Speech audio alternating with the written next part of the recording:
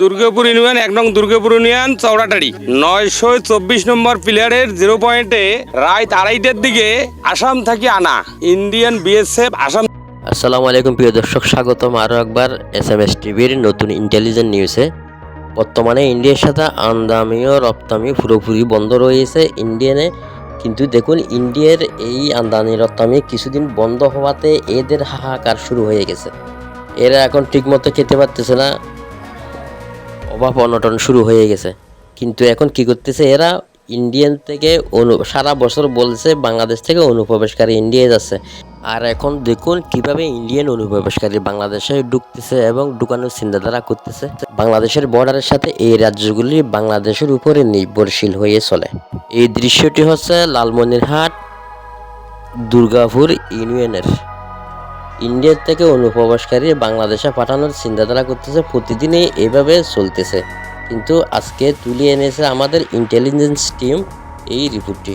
অবশ্যই যারা দেশকে ভালোবাসেন এই নিউজটি দেখুন, অবশ্যই আপনাদের মনোযোগ দৃষ্টি আকর্ষণ করছে, অবশ্যই শেয়ার করে ছড়িয়ে দিন, সারা দেশের মানুষকে জানিয়ে দিন।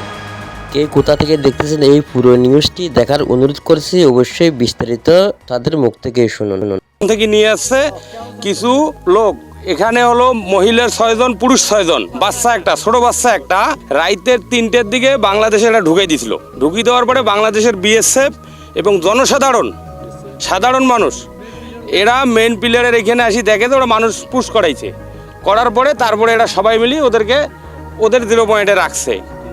এখন দেখতেছি যে মনে হয় যে ইন্ডিয়ার কম হলো 5 থেকে 700 বিএসএফ অস্ত্রসহ রাখছে, বাংলাদেশের অস্ত্র তাক করে রাখছে বাংলাদেশ মুখে। তা আমার কথা হচ্ছে যে ওরা এই লোকগুলোকে এখানে রাখছে, এই যে দেখা যাচ্ছে লোকগুলা যে এরা এই রোদের মধ্যে, অথচ লোকগুলোর থেকে 10 ফিট দূরে ওরা, কিন্তু ওরা চাইলে লোকগুলোকে রিটার্ন নিতে পারে। কি উদ্দেশ্য, কেন দিচ্ছে, বাংলাদেশকে কি কারণে বিভ্রান্তি করাইতেছে এটা আমরা জানতে পারতেছি না। পুরা বিশ্বের কাছে আমার একটা দাবি যে এরা এই ভারত বাংলাদেশের উপর এত টর্চারিং কেন করতেছে। ভারতের বিজেপি আসাম থেকে লোক নিয়ে আসে 13 জন বাংলাদেশে প্রবেশ করার জন্যে নিয়ে আসে। আমাদের বাংলাদেশের বিজেপি সে আটটাইছে, বর্ডার আটটাই ওখানে বাংলাদেশে প্রবেশ করতে দেয় নাই, ভারতে আছে। এখন ওরা দিচ্ছে না, আমাদের বিজেপি রেডি হয়ে আছে, প্রস্তুত রেডি আছে। আমরা জনগণ সবাই নারী সভা নিয়ে আমরা প্রস্তুত আছি।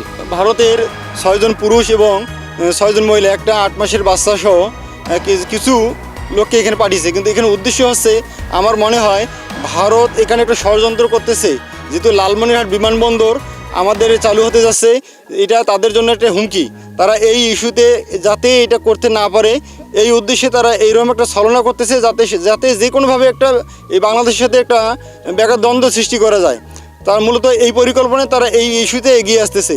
আমরা সজাগ থাকবো, সাবধান থাকবো, যাতে তারা আমাদের কোনো ধরনের ক্ষতি করতে পারে না। বাংলাদেশে এরকম একটা ষড়যন্ত্রের জন্য আমরা ডক্টর মোহাম্মদ ইউনূস সরকারকে অবগত করব, উনি যেন এর জন্য একটা বিচার ব্যবস্থা, লাইক কমেন্ট শেয়ার ফলো দিয়ে বিশ্বের দরবারের কাছে বাংলাদেশে কিছুদিন পর এরকম এক একটা দুর্ঘটনার জন্য ভারত সরকার বাংলাদেশ সরকারকে চাপিয়ে দিচ্ছে। এজন্য আমরা জাতিসংঘের কাছে বিচার দাবি করছি। থেকে দেখতেছেন অবশ্যই কমেন্ট করে জানাবেন। সবাই ভালো থাকবেন, সুস্থ থাকবেন, সবার সুস্বাস্থ্য কামনা করছি। আজকের মতো এখানে বিদায়। আসসালামু আলাইকুম ওয়া রাহমাতুল্লাহ।